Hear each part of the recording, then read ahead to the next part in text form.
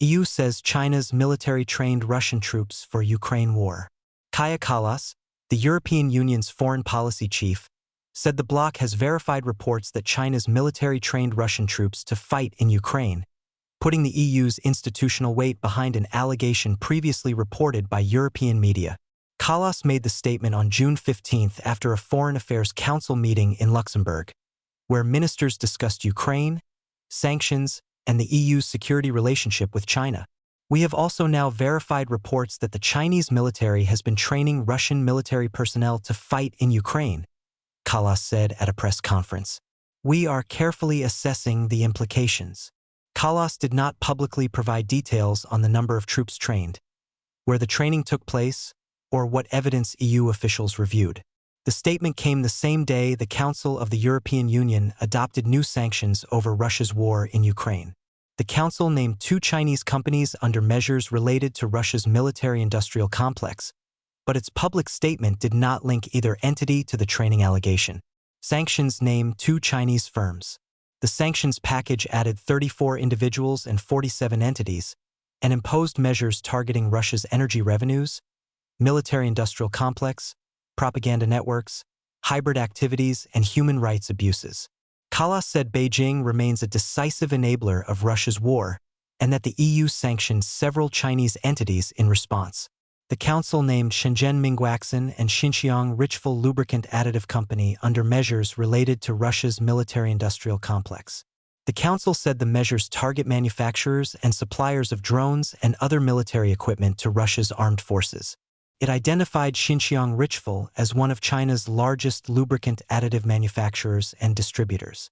Reports cited training in China.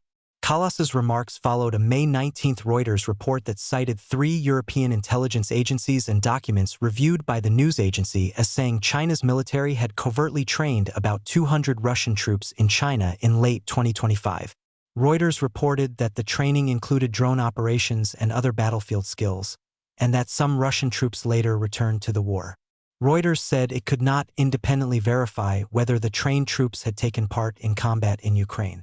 The Reuters report said the program was laid out in a bilingual Russian-Chinese agreement finalized by senior military officials in Beijing on July 2, 2025. It also reported that the agreement barred media coverage of the visits and said third parties should not be informed. A separate report by the German newspaper Die Welt said secret documents showed a wider China-Russia military pact that included training cooperation, frontline knowledge transfer, and new weapons deliveries. The Reuters and Die Welt reports cited different details and sourcing, and neither report's underlying documents have been publicly released. Chinese Foreign Ministry spokesman Lin Jian denied the EU allegation on June 16, saying the claim had no factual basis and was nothing but smears. He did not address the reported numbers, locations, or training content. Moscow has not issued a direct public response to Kallas's June 15 statement. Kremlin spokesman Dmitry Peskov previously dismissed the May Reuters report as false information published in Western media. Chinese leader Xi Jinping and Russian President Vladimir Putin met in Beijing on May 20, the latest in a series of high-level meetings between the two leaders. Beijing said the two sides agreed to further extend the China-Russia Treaty of Good Neighborliness and Friendly Cooperation and signed a joint statement on further strengthening their comprehensive strategic coordination.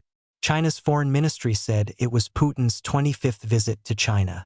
The Epoch Times contacted Kallas's press office for more details on the verified reports cited in her June 15 remarks. The office did not immediately respond.